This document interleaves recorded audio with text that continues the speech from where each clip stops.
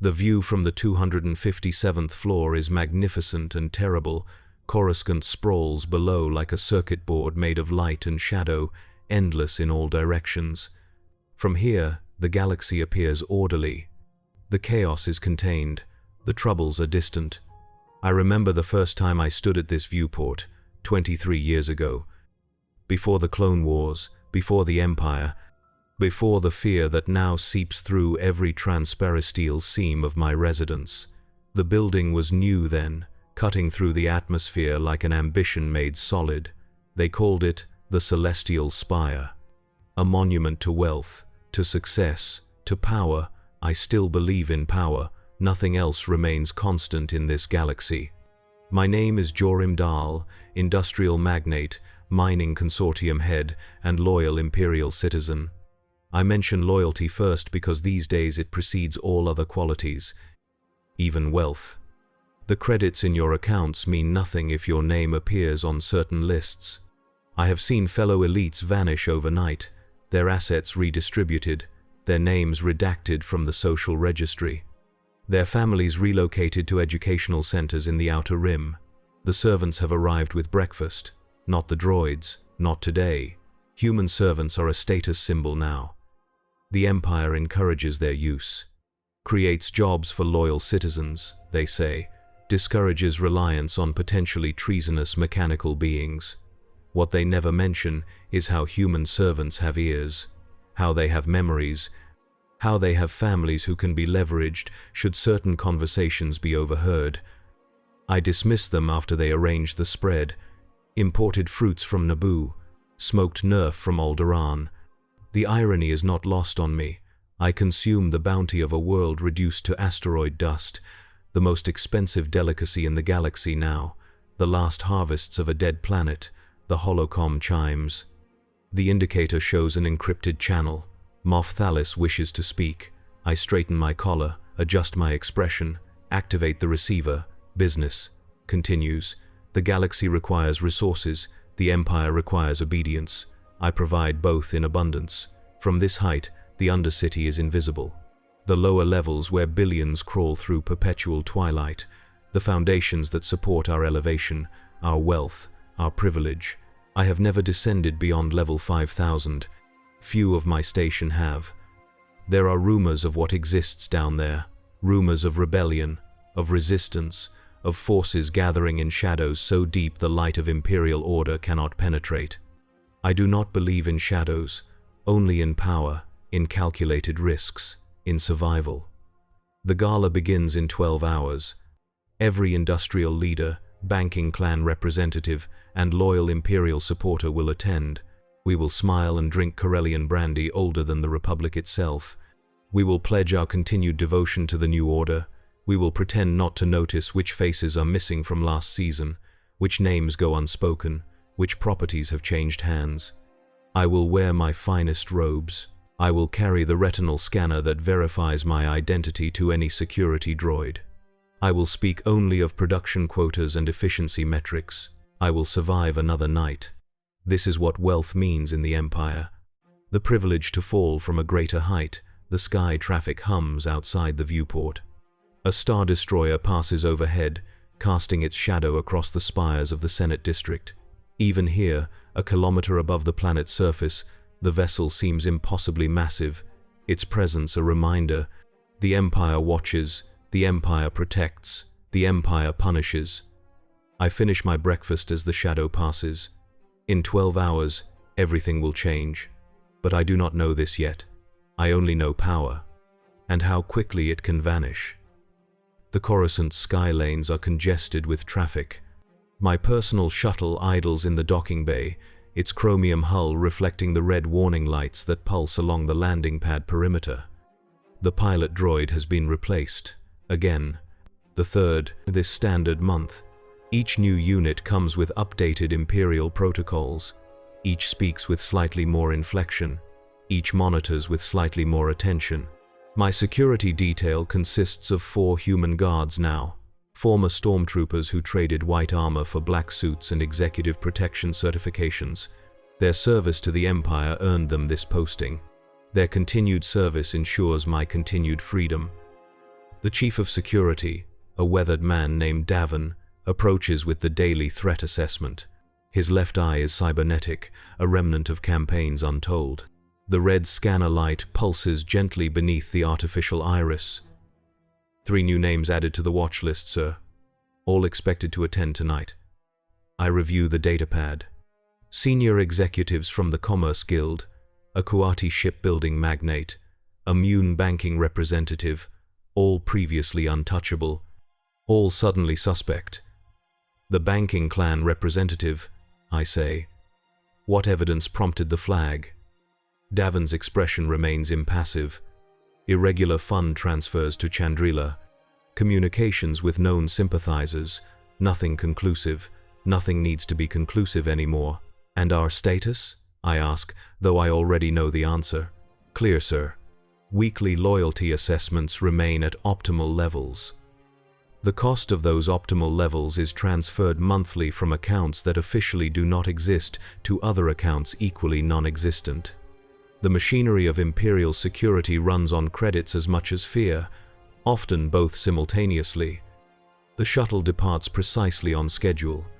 Banking and commerce towers glide past the viewports. The Senate building, now the Imperial Executive Building, dominates the horizon. Its dome gleams in the setting sun, the light catching on the massive imperial banners that hang from its curved walls. Once, thousands of representatives debated endlessly in its chambers. Now, governors and moffs transmit reports to a throne that rarely responds. Efficiency has its costs. Democracy was deemed inefficient. We ascend higher, joining the luxury lanes reserved for government officials and designated elites. My pilot transmits clearance codes that change daily. The traffic thins. The buildings grow more exclusive, more remote, the architecture more daring when unconstrained by practical concerns like cost or gravity. The pinnacle, venue for tonight's gala, appears ahead. A spiraling structure that corkscrews upward through the clouds, its exterior a continuous garden that winds from base to apex. Created by a Bith architect whose subsequent projects were all military installations before he disappeared from public record. Beauty weaponized by association. Our shuttle joins the procession approaching the landing platforms, each vessel more ostentatious than the last. Wealth displayed through precious metals and rare materials. Through size and through restraint, the oldest money often arrives in the most understated vessels, their age and pedigree evident only to those who recognize the subtle markers of true power. New money announces itself with gaudy excess. With vessels whose hulls are embedded with Coruscant gems or plated with electrum, imperial shuttles intersperse the civilian craft.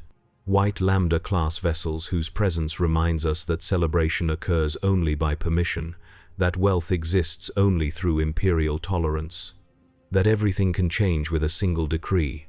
The landing protocol takes 17 minutes.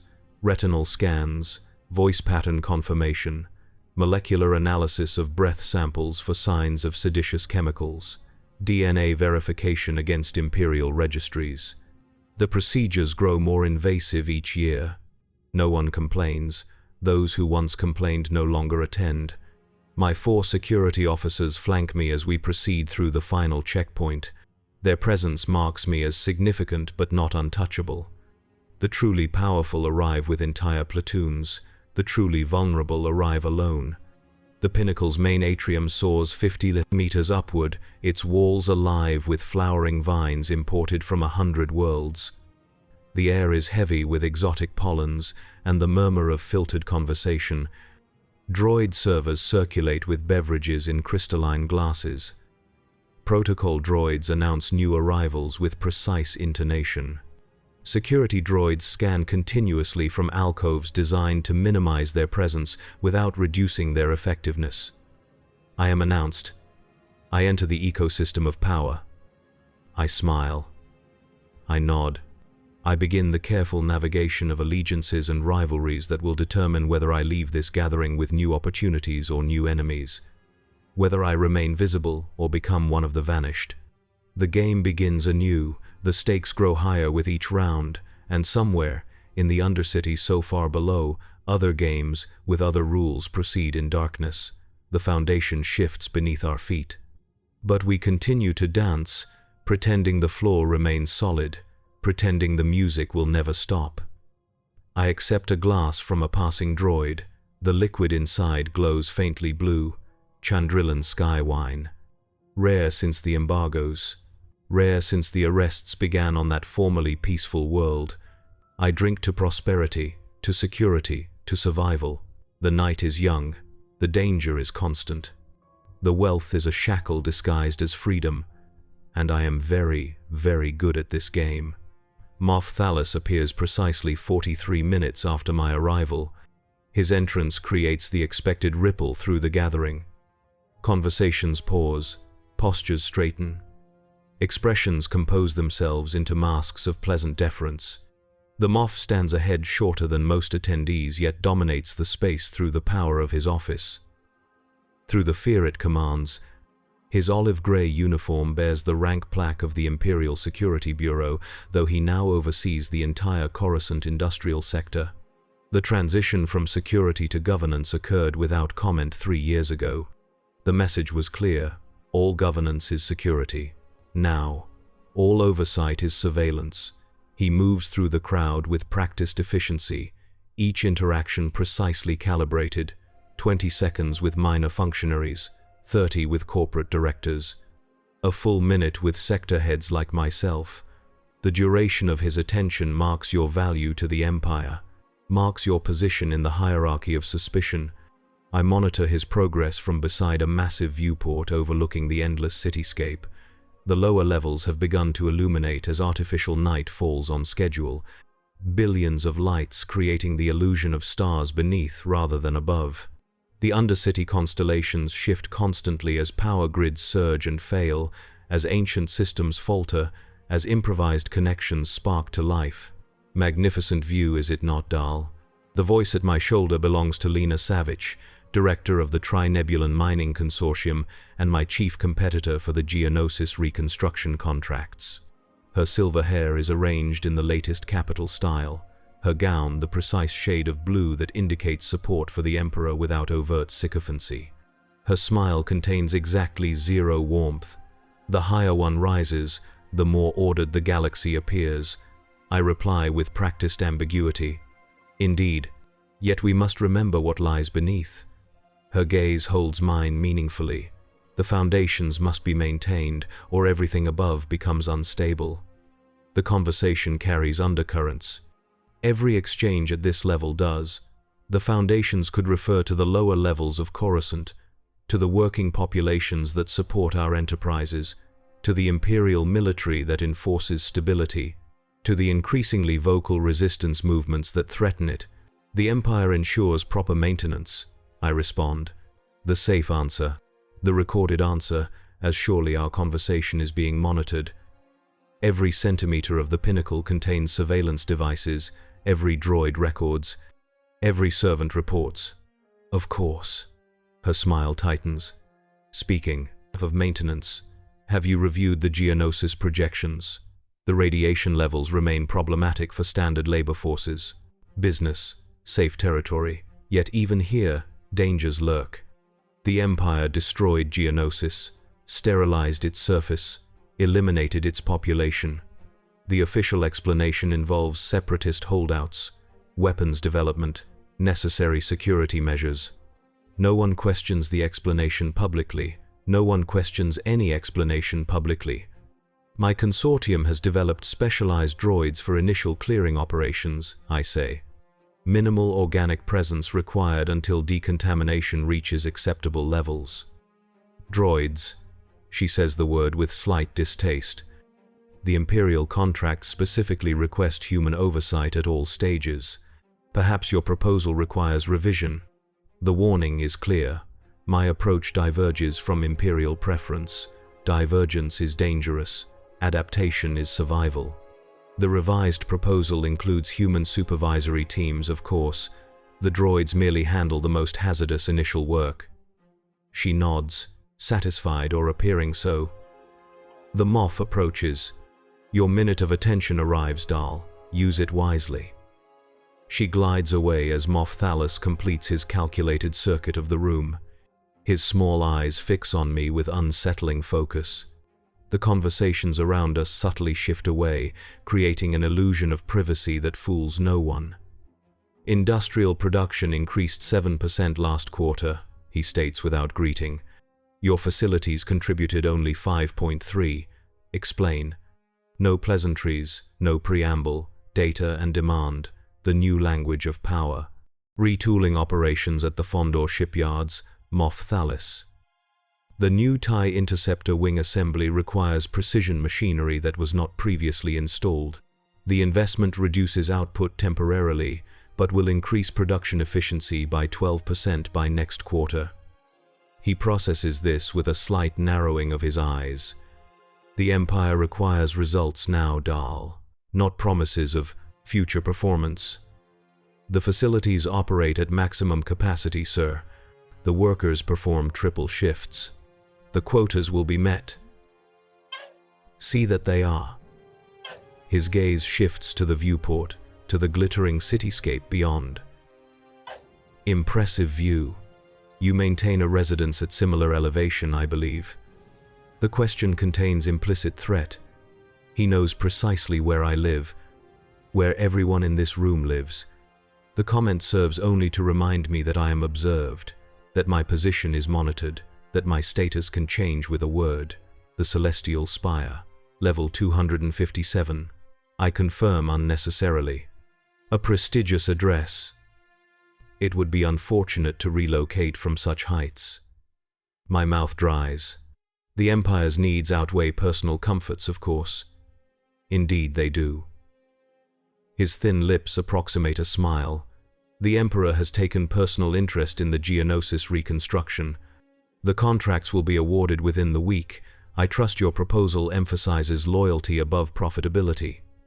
The honor of Imperial service is reward enough, I recite. His minute of attention concludes.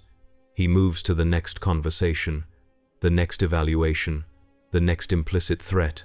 I breathe again, survive again, continue the game, yet something has changed. The Emperor's personal interest elevates the Geonosis contracts beyond mere business, beyond profit margins and production metrics.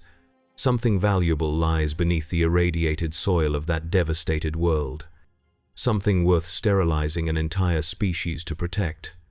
Knowledge is dangerous. Curiosity more so. I should focus only on winning the contracts, on maintaining my position, on survival. But questions once formed cannot be easily dismissed. They linger like the exotic pollens in the air of this artificial garden. They settle, they germinate, they grow into thoughts that cannot be safely expressed. The gala continues around me. The elite of Coruscant perform their elaborate social rituals. They compete for favor, for contracts, for the privilege of continued existence within the Imperial hierarchy. And far below, beneath the foundations of our lofty perches, something moves in the darkness. Something grows stronger while we grow more afraid. Something watches as we are watched. The game continues, but the rules are changing, and none of us knows all the players. The incident occurs during the 7th hour of the gala.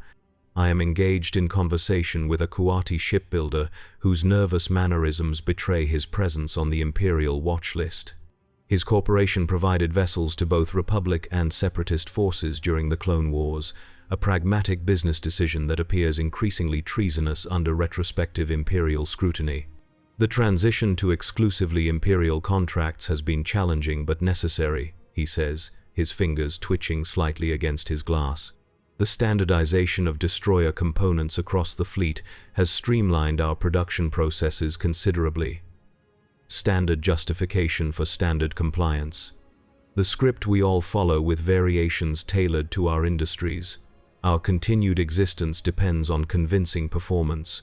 The first indication of disruption is subtle. The ambient music falters for 3.2 seconds. The lighting dims momentarily before returning to normal levels. Security droids at the perimeter shift from passive to alert status, their sensor arrays pivoting in synchronized motion. The Kuati executive continues speaking, unaware or pretending to be. The new Kuat Drive Yards facility will increase output by 30% once fully operational. The Emperor's shipbuilding initiatives will proceed on schedule despite temporary resource allocation challenges. The second indication is unmistakable. The massive holographic Imperial seal projected above the central dais flickers and dissolves, replaced momentarily by another symbol. A starbird pattern, rendered in crimson light. It pulses once, twice, then vanishes as emergency protocols engage. The Imperial seal re-establishes, but the damage is done. The message delivered, conversations terminate instantly, the room temperature seems to drop 10 degrees. Security personnel materialize from concealed positions, their hands on blaster grips. Moff Thalos stands rigid near the main viewport, his face contorted in controlled rage as he speaks urgently into a comlink. The Kuati executive beside me has gone pale. "I should check in with my delegation," he murmurs, already retreating from the contagion of proximity. Association becomes dangerous in moments of sedition. Even witnessed association. Davin appears at my side, his cybernetic eye scanning continuously. "Sir, we should consider departing." The suggestion carries weight beyond precautionary security. Davin, former Imperial intelligence, recognizes patterns I cannot, sees implications in this breach that escape civilian analysis. "Is there danger?" I ask quietly. "There is uncertainty," he replies. "Uncertainty is danger." Before I can respond, the room dynamic shifts again. Imperial officers move with sudden purpose toward specific locations, toward specific individuals. The Kuati executive who just left my side, a Corellian shipping magnate near the eastern viewport. The banking clan representative flagged this morning. They do not resist as they are escorted from the gathering. Their faces reveal nothing. Surprise would be an admission. Protest would be confirmation. They go quietly, dignified even in disgrace. Their allies and associates throughout the room performatively engage in new conversations, creating distance through deliberate disinterest. "Sir," Davin insists. "Now." We move toward the exit with measured steps, not hurrying, which suggests guilt, not lingering, which suggests morbid curiosity. The precise pace of the concerned but uninvolved citizen, the loyal subject removing himself from disruption rather than spectating it. The Moff's gaze finds me as we reach the threshold. His expression reveals nothing, yet communicates everything. Remember your place. Remember who controls your fate. Remember that wealth is permission, not protection. I nod with appropriate deference, appropriate concern, appropriate loyalty. The security protocols for departure have doubled. Retinal scans now accompanied by blood sample analysis. Verbal statements of Imperial loyalty recorded and analyzed by algorithm. Possessions scanned at molecular level for unauthorized data storage. Davin navigates these barriers with practiced efficiency. His Imperial background opens channels that would otherwise remain closed. His connections clear paths that others find blocked. The value of employing former oppressors to avoid current ones. The mathematics of survival. Our shuttle receives clearance while others remain grounded. The advantage of early departure before full lockdown protocols engage. The privilege of semi-trusted status. Of strategic value not yet outweighed by strategic suspicion. As we rise through the Coruscant atmosphere, the pinnacle diminishes below. The gathered elite continue their performances under intensified scrutiny. Some will not return home tonight. Some will find their access changed tomorrow. Their contracts cancelled. Their assets frozen. Their existence questioned. The symbol, I say once we reach secure altitude. The red starbird, what does it represent? Davin's expression remains professional, but his organic eye reveals calculation. Assessment of my question, of my motive, of my trustworthiness. A resistance insignia, sir. Recently appearing on multiple worlds, associated with coordinated information breaches and supply chain disruptions. Not random vandalism then, no sir, targeted. Designed for psychological impact rather than material damage. I process this as the shuttle enters the secure approach vector to the celestial spire. The implications expand beyond a momentary disruption at an elite gathering. beyond embarrassment for security forces. Beyond even the arrests that followed, someone accessed the most secure location on the most secure level of the most secure planet in the Empire. Someone with resources, with expertise, with purpose. Someone who wanted us to know they could reach us. All of us. Even here. Especially here. The Kuati executive, I say carefully. Was he involved? Unknown, Davin replies, which means yes, or possibly, or it doesn't matter because suspicion alone is sufficient. The shuttle docks at my private landing pad. The celestial spire rises around us, a monument to elevation above common concerns. Yet no elevation is sufficient anymore, no security complete, no loyalty absolute enough to ensure safety. As we exit the shuttle, Davin pauses. The Moff contacted me during departure procedures. He requests your presence at the ISB headquarters tomorrow. 0900 hours. The request is not a request. My presence is not optional. The meeting is assessment, evaluation, potential adjustment of status. Has a reason been provided? I ask, though the question reveals weakness, uncertainty, fear. The Geonosis contracts, Davin says. His expression suggests he believes this truth, or wishes to believe it, or needs me to believe it. I nod as though satisfied with the explanation, as though the timing is coincidental rather than consequential, as though tomorrow is merely business rather than survival. The night sky above Coruscant reveals no stars through the atmospheric haze and light pollution. Only the geometric patterns of orbital platforms and the distinctive triangular silhouettes of star destroyers maintaining their silent vigil. Their constant reminder: the Empire watches, the Empire protects, the Empire punishes, and somewhere below, in levels I have never visited and tried not to contemplate, someone watches the watchers. Someone challenges the order. Someone changes the rules of a game I thought I had mastered. I enter my residence as the automated systems verify my identity. As hidden scanners confirm, I return unchanged from how I departed. As surveillance protocols record and transmit data to monitoring stations throughout the city planet, tomorrow will determine whether my wealth remains sufficient protection, whether my usefulness outweighs my risk, whether I continue to rise or begin the long descent. Power. The only constant in this galaxy. Power. The thing I thought I possessed. Power. The illusion sold to those who merely rent it temporarily. I prepare for sleep that will not come easily, for dreams that will not bring rest, for a morning that arrives too quickly with consequences that unfold too slowly. The game continues. But someone new has taken a seat at the table. The Imperial Security Bureau headquarters occupies a massive pyramidal structure adjacent to the former Senate building. Its black durasteel exterior absorbs rather than reflects light, creating the impression of a void in the Coruscant cityscape.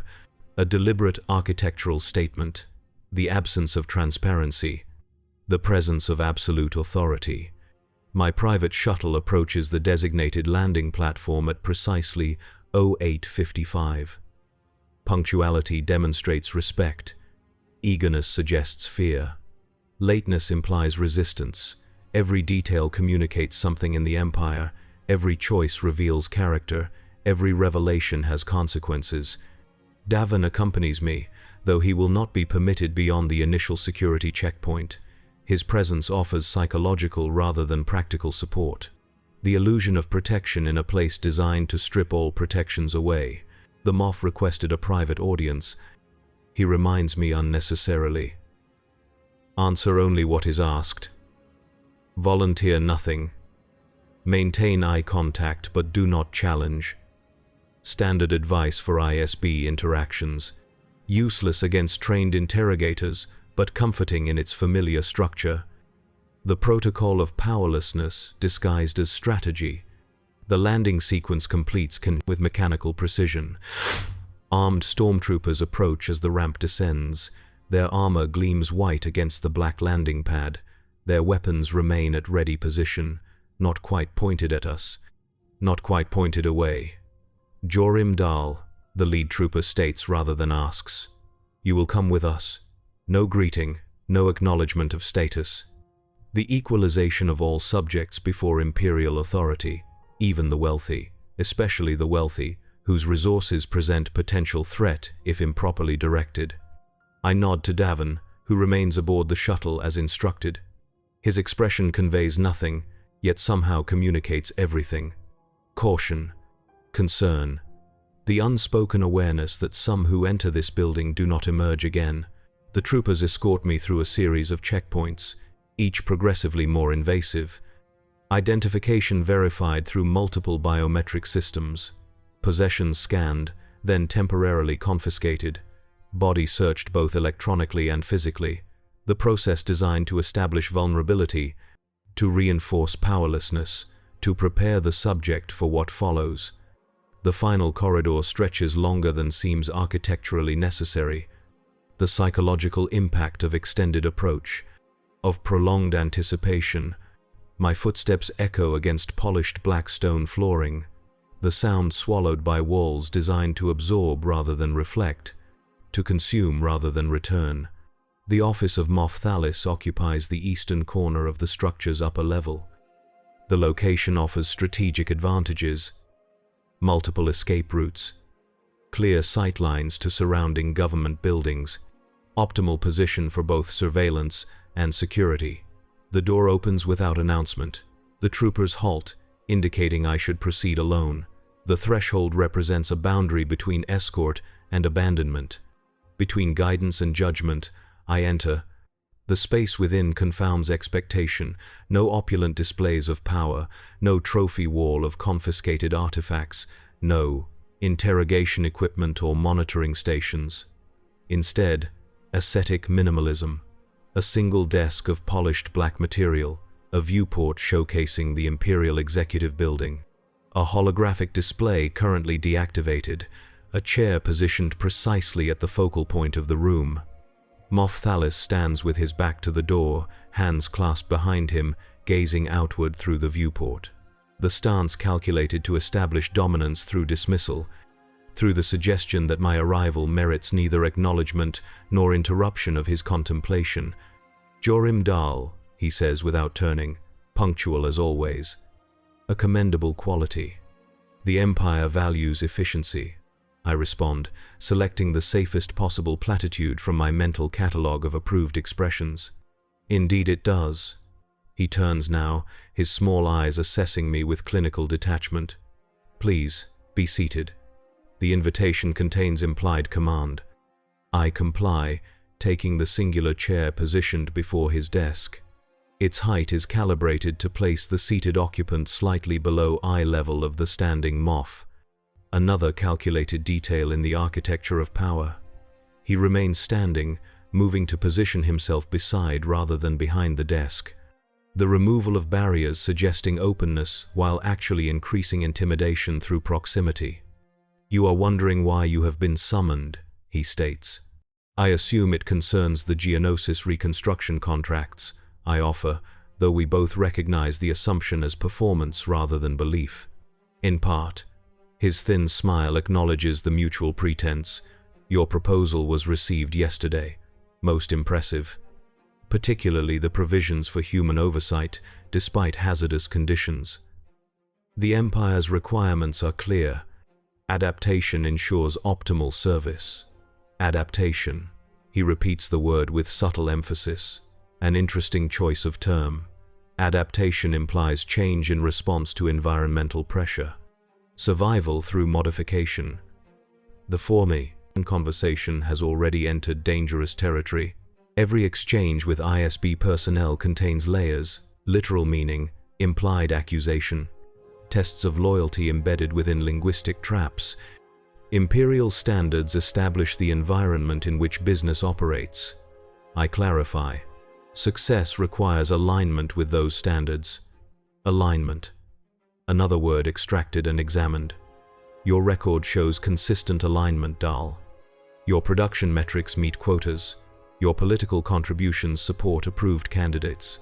Your public statements reinforce Imperial messaging. The unspoken yet hangs in the recycled air between us. The implied deviation that must exist to justify this meeting, this assessment, this potential adjustment of status. The Empire has no more loyal subject, I state with precisely calibrated conviction. Strong enough to appear sincere, not so strong as to suggest overcompensation. Moff Thalis moves to the holographic display, activates it with a gesture. The projector illuminates, displaying footage from the previous night's gala. The moment of disruption. The Imperial seal dissolving into the red starbird pattern. The reactions of gathered attendees captured in high-resolution detail. He freezes the image on my face. On my expression at the precise moment the seditious symbol appeared. The timestamp indicates 22 hours, 47 minutes and 13 seconds. An interesting reaction, Dal. His finger traces my holographic features. Not shock, not outrage, not fear. Something more complex, something more thoughtful. I maintain neutral expression now, though internal heart rate escalates dangerously. The monitoring systems built into the chair likely detect the physiological response, the data already incorporated into my evolving assessment profile. The disruption was unexpected. I say carefully, I was processing its significance. Indeed, processing. He expands the image, focusing on my eyes. What conclusions did your processing reach? The question is precisely crafted. My response will determine much, perhaps everything. That Imperial security had been breached, that someone wished to demonstrate capability rather than cause actual damage, that arrests would follow, that associations would become dangerous. Associations, he repeats, deactivating the holographic display. You were speaking with Kuvan Sard of Kuat Drive Yards when the incident occurred. A man subsequently detained for questioning regarding potential divided loyalties. A coincidental proximity, I respond immediately. Our corporations have no overlapping interests. Our conversation concerned only standardized destroyer components. Coincidence. The Moff returns to his position beside the desk.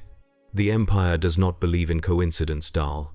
Patterns exist whether we perceive them or not. Connections form the underlying structure of seemingly random events. My mouth dries.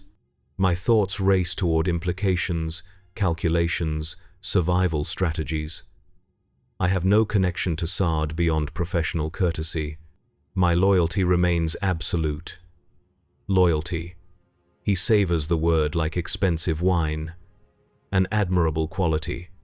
Yet loyalty to what, precisely? To whom? To ideals? To institutions? To individuals? The definition shapes the expression. Philosophical terrain grows increasingly treacherous. To the Empire, I state firmly. To order. To stability. Yes, order and stability. He nods slowly. The Geonosis contracts concern exactly these principles. The restoration of order to a disordered world. The establishment of stability in an unstable environment. The transformation of chaos into productive purpose. The shift in conversation disorients momentarily. The sudden return to business after implied sedition. The transition from threat to opportunity without clear demarcation. My consortium is prepared to begin operations immediately upon contract award. I offer, accepting the redirected dialogue while remaining alert to its potential as tactical diversion. The Emperor takes personal interest in this particular reconstruction effort, the Moff continues. The resources beneath Geonosis hold strategic importance beyond mere economic value. The operation requires absolute discretion, absolute loyalty. Of course, he echoes, yet loyalty requires testing to be verified, requires challenges to be confirmed, requires sacrifice to be proven. The return to philosophical abstraction signals danger. The cycle of implied threat and potential opportunity accelerates. The game becomes increasingly complex. What sacrifice does the Empire require? I ask directly, abandoning pretense of normal business discussion. His expression suggests approval of the direct approach. of the acknowledgement that our conversation concerns something beyond contracts and quotas. Information, he says simply, about certain individuals who attended last night's gathering, about conversations overheard, about suspicious behaviors observed, about potential sympathies expressed.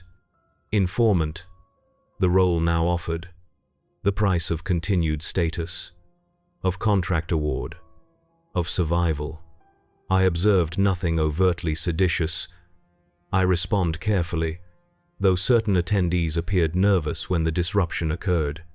Names, he prompts. The moment of commitment arrives, the point of no return, the transition from observer to participant in the machinery of suspicion. I provide 3 names, minor figures, already under scrutiny according to Davon's intelligence, already vulnerable, already marked. The Moff records the information without visible reaction. And Lena Savage? Your primary competitor for the Geonosis contracts. Did she display any concerning behaviors? The true purpose emerges, the opportunity disguised as loyalty test, the elimination of business rivals through political denunciation, a practice increasingly common as resources grow scarce and imperial favor becomes the primary currency of advancement. Director Savage conducted herself with appropriate imperial dignity throughout the disruption, I state firmly. Her loyalty appears absolute. His expression reveals nothing, yet communicates everything. Disappointment, recalculation, reassessment. Interesting, he says finally. Your rivalry with Trinebulon is well documented, yet you defend its director rather than exploit this opportunity. False accusations damage imperial efficiency, I reply. Resources wasted investigating loyal subjects detract from identifying actual sedition. He considers this with tilted head, with narrowed eyes, with clinical assessment of motivation and calculation. The contracts will be awarded within 48 hours, he says finally. Your proposal has been noted, your loyalty has been evaluated, your priorities have been recorded. The dismissal is clear. The meeting concluded. The assessment complete, though its results remain unspecified.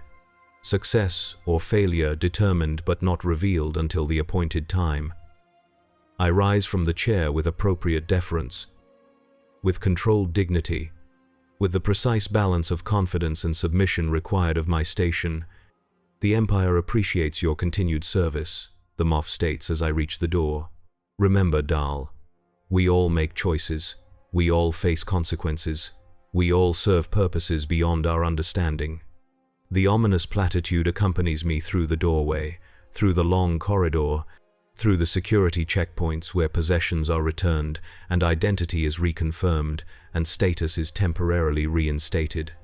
Davon waits aboard the shuttle, his expression revealing nothing of the anxiety that must have accumulated during my absence. During the 47 minutes I spent inside the Black Pyramid of Imperial Judgment. Productive meeting, sir? He inquires as we lift off from the landing platform. Uncertain, I reply honestly. The luxury of limited candor with the one person whose survival depends entirely on mine, whose fate is linked to my continued status, whose loyalty is therefore reasonably assured. The shuttle rejoins normal traffic patterns. The celestial spire appears ahead, its transparent upper levels gleaming in the midday Sunday, the visible symbol of elevation, of success, of power that exists only through permission, through compliance, through compromise. I made choices today, I will face consequences. I serve purposes beyond my understanding. The game continues, but the rules grow increasingly unclear, and the stakes rise with each round played. The Gala disruption dominates Capital District communications for the next cycle. Official channels report a minor technical malfunction quickly contained by efficient Imperial security. Unofficial channels whisper of coordinated resistance activity reaching unprecedented levels, of arrests extending beyond the visible detentions at the pinnacle, of entire family lines quietly removed from social registries. I monitor these communications from my private office on the 255th floor, 2 levels below my residence.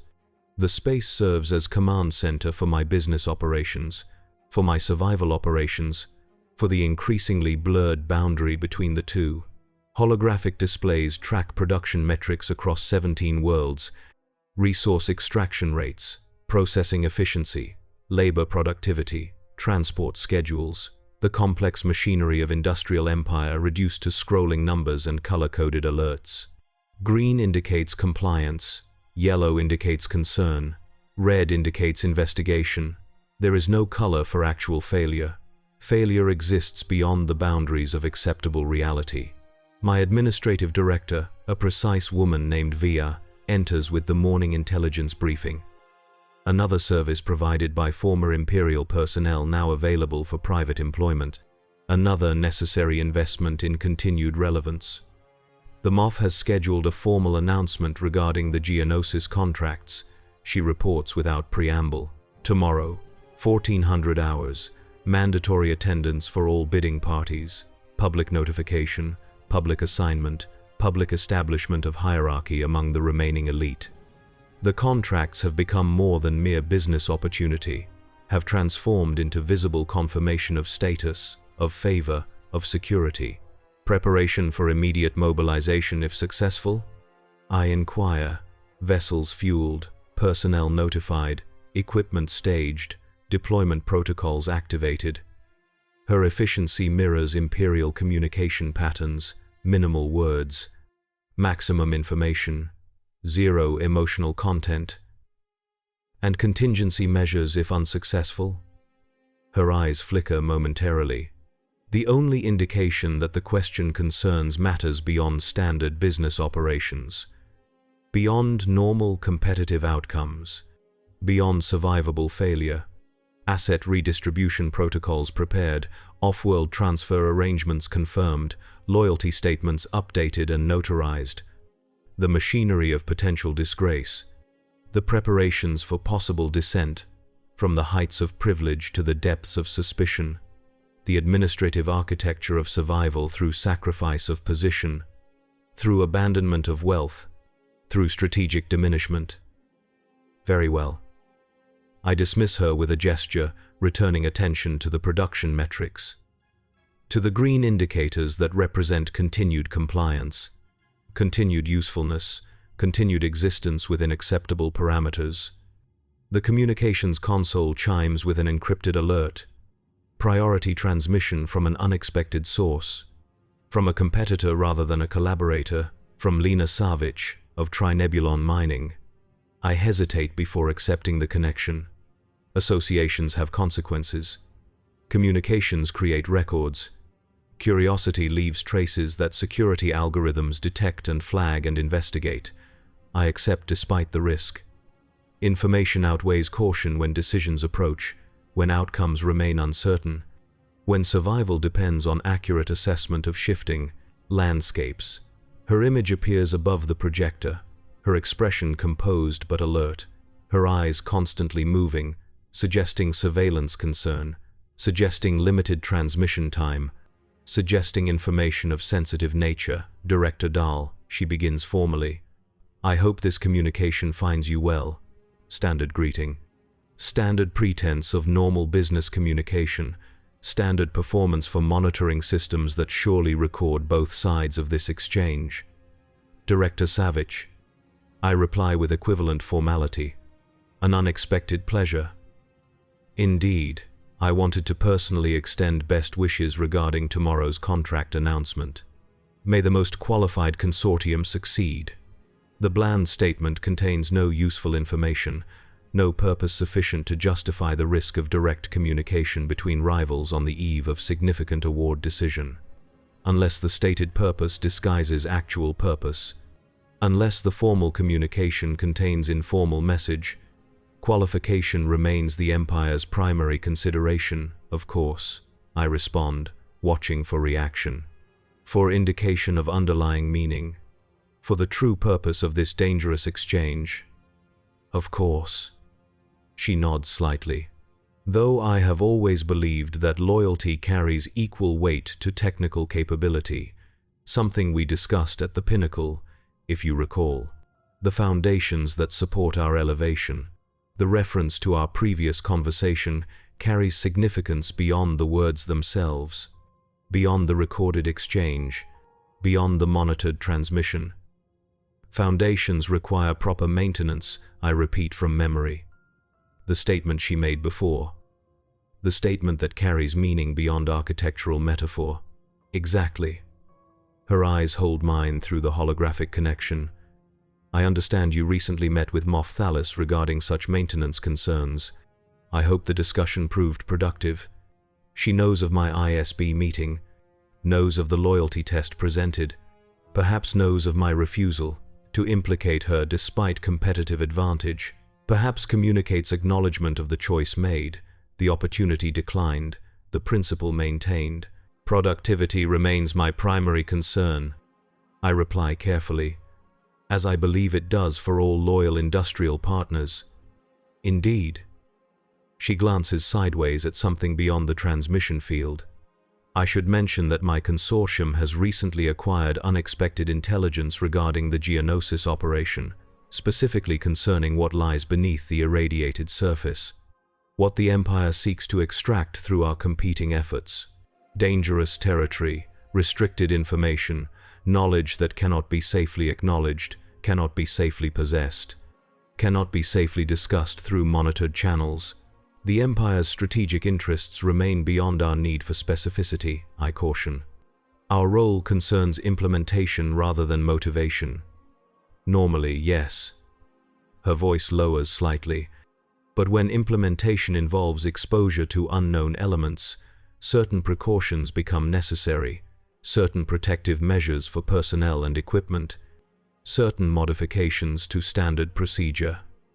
She refers to something specific, something dangerous, something beyond normal mining operations or reconstruction efforts, something that justifies the risk of this communication despite Imperial surveillance, despite competitive rivalry, despite potential consequences. I appreciate your professional courtesy, I respond, maintaining deliberate ambiguity. Operational safety remains paramount regardless of which consortium receives the contracts. Indeed, it does. She nods once, decisively. One final matter of professional courtesy. My sources indicate that certain individuals connected to the contract deliberations may have personal interests beyond Imperial priorities, may have historical connections to organizations previously operating on Geonosis during late Republic era, may have motivations that diverge from official directive. The warning contains multiple layers: corruption within the decision process, hidden agendas beyond Imperial oversight, personal rather than institutional interests guiding resource allocation, information that creates vulnerability for its possessor, that creates obligation for its recipient. Historical context always informs present operations, I acknowledge vaguely. Though Imperial directives establish current priorities, of course they do. She smiles without warmth. I thought you should be aware of these contextual elements before tomorrow's announcement. Whatever the outcome, certain foundations require examination, require verification, require confidence in their structural integrity. The metaphor extends beyond competitive courtesy, beyond professional warning, beyond the visible message into territory of implied cooperation, of shared concern transcending rivalry, of recognition that something exists beneath the surface of Imperial operations that threatens all participants regardless of competitive outcome. I appreciate your perspective, I say finally, and your professional consideration despite our competing interests. Competition exists within systems, Dahl. When systems themselves become unreliable, competing participants face common challenges.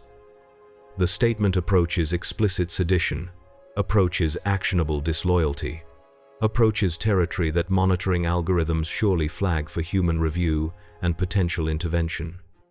She terminates the connection before I can formulate appropriate response, before I can distance myself from implication, before I can establish plausible denial of understanding or agreement. The office feels suddenly vulnerable. The transparent walls that showcase wealth and elevation now expose rather than display. The surveillance systems that record and transmit and analyze now threaten rather than protect. I activate enhanced privacy protocols. Temporary electromagnetic disruption of monitoring devices. Plausibly deniable malfunction rather than deliberate interference. 90 seconds of relative security purchased through technology that itself represents actionable offense if discovered. If properly categorized. If reported through appropriate channels. The seconds count down on secured chronometer as I process implications. As I evaluate information. As I recalculate survival strategies based on new variables introduced through dangerous communication.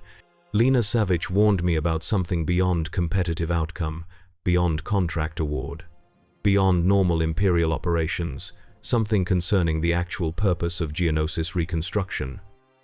The actual material being extracted from its irradiated surface, the actual motivation behind the Emperor's personal interest in seemingly routine industrial operations, something worth the risk of monitored communication between rival directors, worth the danger of implied criticism of Imperial systems, worth the potential consequences of suggesting shared interests beyond approved competition within established parameters.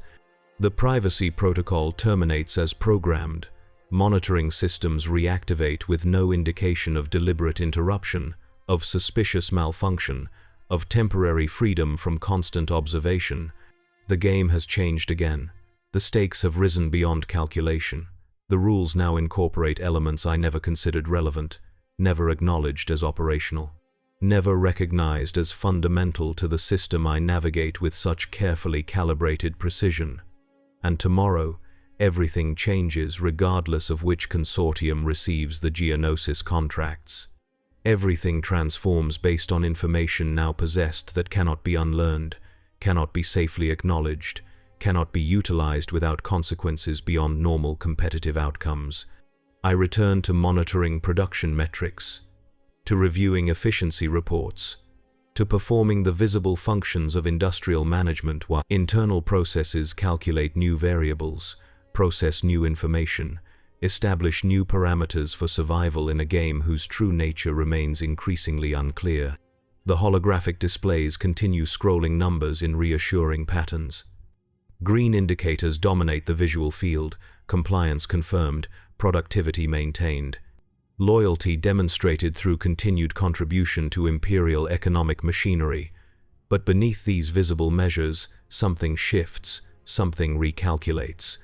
Something acknowledges that foundations require examination, require verification, require confidence in their structural integrity, and foundations that fail endanger everything constructed above them, everything elevated through their support, everything dependent on their continued stability, including me. The Grand Convocation Chamber within the Imperial Executive Building once hosted the gathered representatives of the Galactic Senate. Thousands of delegation pods arranged in concentric rings around the central speaking platform. The physical manifestation of Republican governance through deliberation. Through debate, through the pretense of equal representation across vastly unequal worlds. Now the massive space serves different purpose, different master, different performance of power. The delegation pods remain empty, dormant, vestigial reminders of governance long abandoned. The speaking platform now supports a raised dais from which imperial proclamations issue without debate, without question, without pretense of consultation or consensus.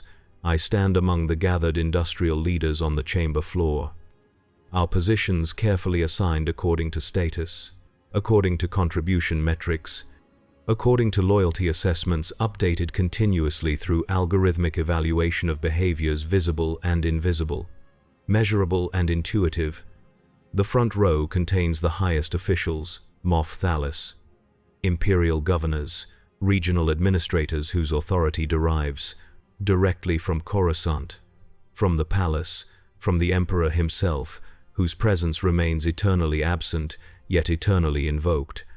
The second row contains the industrial elite whose operations directly support imperial military expansion.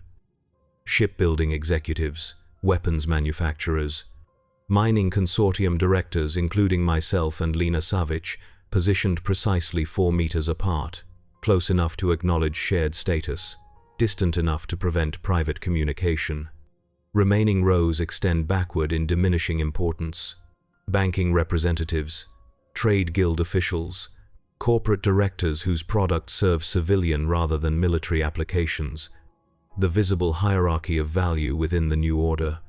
The announcement regarding Geonosis reconstruction contracts represents only one item on the day's agenda.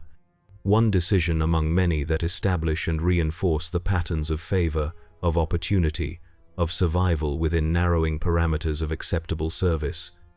I focus on maintaining appropriate expression, attentive but not anxious, confident but not presumptuous, loyal but not sycophantic. The precise calibration required of visible elite whose status depends entirely on invisible evaluation. The chamber lighting dims slightly as proceedings begin. As Moff Thalis approaches the central dais. As the massive Imperial seal illuminates overhead, secure against disruption through redundant projection systems and enhanced security protocols implemented following the Pinnacle incident, the Empire acknowledges the contributions of all gathered industrial partners. The Moff begins without greeting, without preamble, without the ceremonial flourishes that characterized Old Republic proceedings within this same chamber. Production efficiencies have increased 8.7% across all sectors. Resource extraction rates have achieved new peak performance metrics. Manufacturing output exceeds quarterly projections by 12.3%. The numbers replace rhetoric, the statistics substitute for appreciation. The data stands in place of actual acknowledgement of human effort or innovation or sacrifice. Specific recognition is directed toward Kuat drive yards for accelerated destroyer production, toward CNR fleet systems for improved TIE interceptor deployment rates, toward Imperial Mining Corporation for exceeding quotas on priority resource acquisition, standard acknowledgements, expected recognitions, the ritual recitation of approved success preceding the identification of monitored failure, of noticed deficiency, of adjusted status based on performance metrics falling below acceptable parameters. Concerns have been noted regarding production delays at Balmora armament facilities, regarding labor disruptions in the Corellian shipyards, regarding unauthorized resource allocation at certain Fondor manufacturing installations. The identified failures create visible reactions among the gathered elite, straightened postures, averted gazes, physical distancing from representatives of named facilities, as though deficiency might prove contagious, might transfer through proximity, through association, through witnessed communication. I maintain neutral expression despite internal calculations accelerating dangerously. The Fondor reference connects directly to my consortium, to facilities under my management, to operations I certified as compliant with Imperial directives regarding resource allocation and utilization efficiency. The implied deficiency suggests surveillance beyond normal monitoring channels, suggests information from sources embedded within operational levels normally isolated from external oversight, suggests penetration of security protocols designed specifically to prevent such visibility into actual rather than reported production activities. Corrective measures have been implemented. The MOF continues after precisely calibrated pause.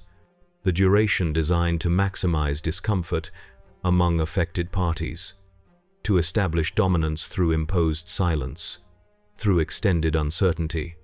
Management adjustments at identified facilities will proceed immediately following this gathering. Loyalty reassessments have been scheduled for responsible executives.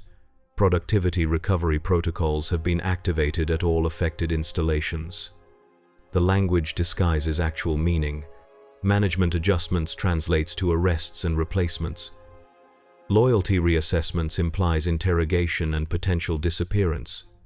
Productivity recovery protocols suggests worker discipline through example, through consequence, through demonstration of cost associated with decreased efficiency regardless of cause or context.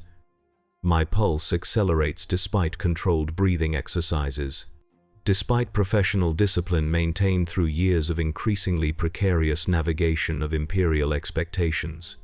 Despite strategic preparation for precisely this type of potential status adjustment based on information beyond my control, beyond my awareness, beyond my capacity to counter or contradict, the MOF transitions to specific announcements, to contract awards, to resource allocations that establish hierarchy for the coming quarter. That determines survival within acceptable parameters for entities whose existence depends entirely on continued imperial favor, on continued recognition of value that outweighs risk, on continued calculation that contribution justifies toleration. The Geonosis Reconstruction Initiative represents highest priority resource recovery operation within the core systems, he states with unusual emphasis. The Emperor maintains personal interest in successful extraction of targeted materials, in efficient processing of identified resources, in secure transportation of priority elements to designated research facilities. The chamber atmosphere tightens perceptibly.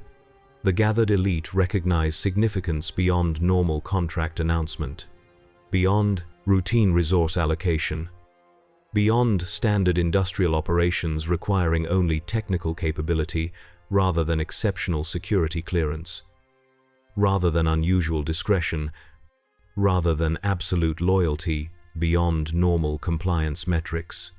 After extensive evaluation of submitted proposals, after thorough investigation of security protocols, after complete assessment of discretionary capacity, the Geonosis Initiative has been assigned to combined operation between competing consortiums previously under individual consideration. The unexpected announcement creates momentary disruption in the carefully maintained composure of gathered executives, whispered comments, exchanged glances, visible reactions quickly suppressed, but noted by ever-present security personnel stationed throughout the chamber, by surveillance systems monitoring facial expressions and micro-gestures and thermal patterns that reveal emotional responses despite external discipline.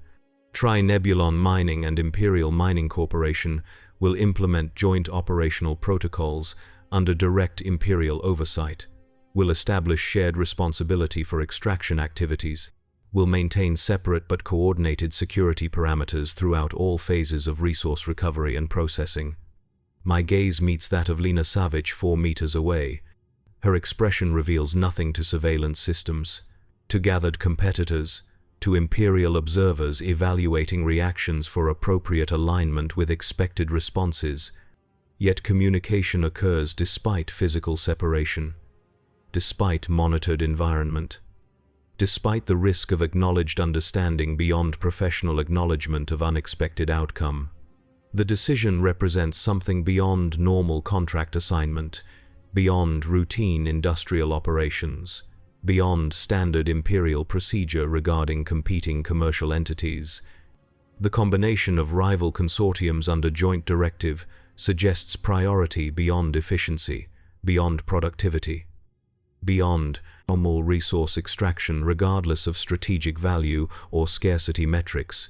It suggests something requiring redundant security protocols, divided knowledge compartmentalization, distributed responsibility without centralized awareness of complete operational parameters, without comprehensive understanding of actual purpose or ultimate objective. It suggests something dangerous enough to justify unusual procedural modification, something valuable enough to warrant Emperor's personal attention, something significant enough to override normal competitive dynamics between industrial entities previously positioned as rivals rather than collaborators. Operational directives will be transmitted through secure channels following this gathering, the MOF continues. Initial deployment will commence within 72 hours. Resource acquisition targets will be revealed only to cleared personnel at designated security levels upon arrival at extraction site. The unusual security protocols confirm atypical nature of the operation, confirm the warning embedded within Lena Savage's dangerous communication yesterday, confirm the existence of something beneath Geonosis' surface that transcends normal industrial activity, normal resource acquisition, normal reconstruction efforts on devastated worlds.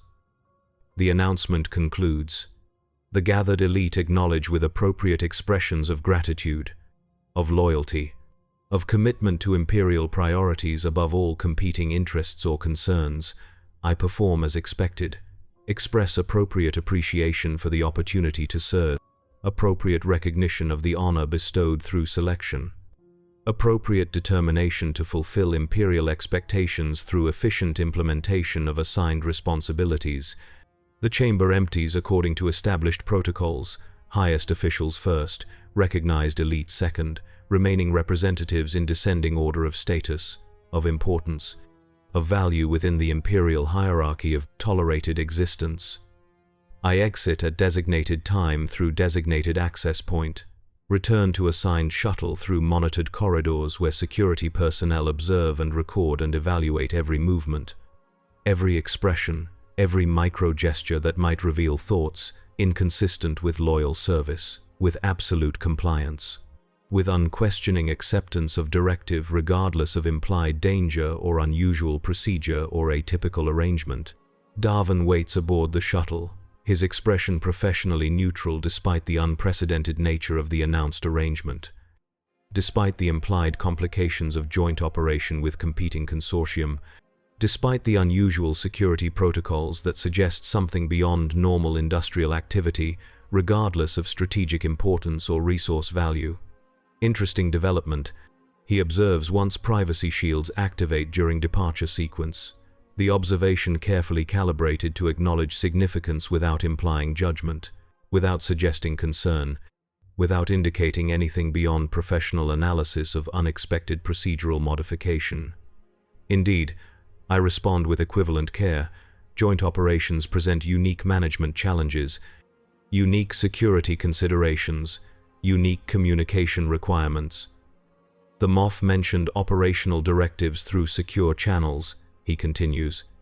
Estimated transmission timeframe? Unknown, though 72-hour deployment window suggests imminent delivery, suggests priority status beyond normal procedural delays, suggests unusual emphasis on immediate implementation. The conversation maintains professional parameters despite underlying communication occurring simultaneously, despite shared awareness that something exists beyond the visible directive, beyond the stated purpose, beyond the normal boundaries of imperial industrial operations regardless of strategic value or resource scarcity or Emperor's personal interest. The shuttle navigates Coruscant traffic patterns with authorized priority status, with designated access to secure lanes normally reserved for official imperial vessels, with recognition codes that identify occupants as currently favored, currently valued, currently trusted within acceptable parameters of controlled risk and monitored activity. My private communications device activates with encrypted alert as we approach the celestial spire. Automated notification of incoming transmission through Imperial Secure Channel, through priority protocol that overrides normal security verification, through emergency directive that indicates unusual urgency, unusual significance, unusual departure from standard procedural timelines regarding operational directive transmission following public announcement. I accept the transmission with biometric authentication, with voice verification, with retinal confirmation that establishes identity beyond possibility of technological deception or unauthorized access or coerced compliance. The message contains no detailed operational parameters, no comprehensive extraction protocols, no specific identification of targeted resources or processing requirements or transportation security measures. It contains only coordinates, departure time, authorization codes for orbital access to designated Geonosis sector currently restricted under highest Imperial security protocols, and one additional element that confirms every unspoken concern, every implied warning, every calculated risk embedded within Lena Savage's dangerous communication yesterday. The final line reads, "Radiation shielding, modifications required for all vessels and personnel. Unknown element classification, designation, Kyber variant Omega, Emperor priority acquisition." The game has changed completely. The stakes have risen beyond calculation. The rules now incorporate factors never before encountered in industrial operations, in resource extraction, in reconstruction, efforts on devastated worlds, kyber, crystals, the power source for Jedi weapons, for lightsabers constructed by an order officially extinct, officially erased from Imperial record except as traitors, officially eliminated through justified security protocols protecting the new order from insurrection, from rebellion, from challenges to authority derived directly from Emperor himself, kyber variant. Something beyond known classification, beyond established parameters, beyond existing scientific understanding of crystals already rare, already regulated, already restricted under highest Imperial security protocols prohibiting private acquisition or research or application. Emperor priority, direct interest from highest authority, personal attention from power normally removed from routine industrial operations, from resource extraction regardless of strategic value, from reconstruction efforts on devastated worlds regardless of symbolic significance or propaganda value. I close the transmission with appropriate acknowledgement of receipt, of understood directive, of immediate compliance with unusual timeline and security protocols and operational modifications. The shuttle docks at my private landing pad as darkness falls across Coruscant upper levels, as artificial illumination activates on precise schedule across the endless cityscape, as orbital platforms become visible against darkening sky, their lights forming geometric patterns that mirror the circuitry of power flowing through the Imperial capital. 72 hours until deployment, until departure for irradiated surface of Geonosis under joint operational parameters with competing consortium previously positioned as rival rather than collaborator, until direct involvement with resource classified beyond existing scientific understanding and designated highest priority by Emperor himself. 72 hours to prepare for something beyond normal industrial activity, beyond routine extraction operations, beyond standard reconstruction efforts, regardless of strategic significance or resource value. 72 hours before everything changes again, before the game transforms completely, before the rules incorporate elements never before encountered in carefully calibrated navigation of Imperial expectations and requirements and boundaries of acceptable loyalty demonstration. I enter my residence as automated systems verify identity, as hidden scanners confirm biometric parameters within acceptable variation metrics, as surveillance protocols record and transmit and analyze every movement, every expression, every micro-gesture that might reveal thoughts inconsistent with loyal service, with absolute compliance, with unquestioning acceptance of directive regardless of implied danger or unusual procedure or atypical arrangement. Power, the only constant in this galaxy. Power, the thing I thought I possessed. Power, the illusion sold to those who merely rent it temporarily. I begin preparations for something beyond preparation, for deployment towards something unknown despite classification, for operation involving elements never before encountered in industrial extraction, regardless of strategic value or resource scarcity or Emperor priority designation. The game continues, but nothing remains the same, and survival requires adaptation beyond previously established parameters of acceptable compliance and demonstrated loyalty and valuable contribution. The true nature of wealth within the Empire reveals itself completely: the privilege to fall from greater height, the opportunity to serve more dangerous purpose, the honor of contributing to something beyond understanding, beyond control, beyond survival through normal navigation of established expectations and requirements and boundaries. The night deepens across Coruscant as I prepare for morning, for departure sequence, for journey toward irradiated surface of devastated world where something waits beneath scorched soil, something valuable enough to justify Emperor's personal attention, something dangerous enough to require unprecedented security protocols, something significant enough to override normal competitive dynamics between industrial entities previously positioned as rivals rather than collaborators, something that changes everything about the game, about the stakes, about the rules that determine survival within a system whose true purpose remains increasingly unclear, increasingly dangerous, increasingly inescapable regardless of wealth or status or demonstrated loyalty. The view from the 257th floor is magnificent and terrible.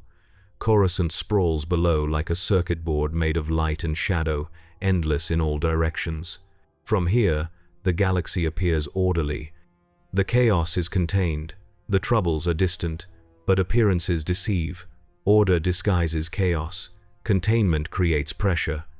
Distance is illusion maintained through deliberate isolation from reality existing beyond transparent barriers that separate elevation from foundation, that divide wealth from consequence, that protect privilege from truth until protection fails and separation collapses and division disappears beneath weight of knowledge that cannot be unlearned. I prepare for morning, for departure, for transformation from observer to participant in something beyond industrial operation, beyond resource extraction, beyond reconstruction effort on devastated world, regardless of strategic significance or propaganda value. The night passes without sleep, without rest, without cessation of calculation regarding variables beyond previous consideration in survival strategies carefully constructed through years of increasingly precarious navigation of imperial expectations. Morning arrives with artificial precision as atmospheric controllers activate dawn sequence across Coruscant upper levels. As illumination shifts from nocturnal to diurnal patterns according to programmed schedule, maintained despite natural planetary rotation. As orbital platforms become invisible against brightening sky, their presence masked by light yet remaining constant, remaining vigilant, remaining reminder of imperial authority maintained through observation, through enforcement, through consequence for deviation from acceptable parameters of thought and action and expression. 72 hours have become 24, have become 12. Have become imminent departure toward irradiated surface of Geonosis under joint operational parameters with competing consortium previously positioned as rival rather than collaborator.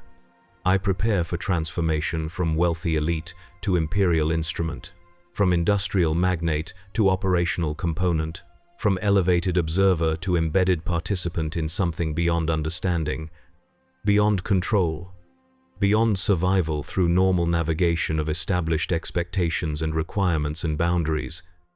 The game continues, but nothing remains the same, and everything changes with the next move, the next commitment, the next irreversible step toward truth waiting beneath scorched soil of devastated world where Emperor's attention focuses with unusual intensity, with personal interest, with priority designation that overrides normal procedural considerations and security protocols and compartmentalized knowledge distribution. I prepare for morning, for departure, for journey toward revelation that cannot be unlearned once encountered, cannot be denied once witnessed, cannot be forgotten once understood regardless of consequences for survival within system whose true nature reveals itself through unusual directive, through unprecedented arrangement, through direct connection to power normally removed from routine industrial operations regardless of strategic value or resource scarcity. I prepare for transformation, for revelation, for consequences beyond calculation based on variables previously unknown, previously unconsidered, previously invisible from elevation that separates observation from participation, that divides witness from component, that protects privileged perspective from embedded reality until protection fails and separation collapses and division disappears beneath weight of experience that cannot be isolated from understanding once acquired. The morning arrives, the departure approaches, the transformation begins, the game continues. But I am no longer merely player navigating established rules with calculated precision. I become game piece moved by forces beyond visibility, beyond control, beyond survival through normal demonstration of compliance and loyalty and valuable contribution. The true nature of wealth within the Empire reveals itself completely. The privilege to fall from greater height, the opportunity to serve more dangerous purpose, The honor of contributing to something beyond understanding that changes everything about previously constructed reality, maintained through deliberate isolation from truth, existing beyond transparent barriers of elevation and status, and protected perspective. I prepare for departure, for revelation, for transformation. The view from the 257th floor is magnificent and terrible. Coruscant sprawls below like a circuit board made of light and shadow, endless in all directions. But I no longer observe from safe elevation, no longer navigate from protected perspective, no longer calculate from isolated position maintained through wealth and status and demonstrated loyalty. I descend toward participation, toward embedded reality, toward truth waiting beneath scorched soil of devastated world where Emperor's attention focuses with unusual intensity, with personal interest, with priority designation that overrides normal procedural considerations and security protocols and compartmentalized knowledge distribution. The game continues. But nothing remains the same, and everything changes with the next move.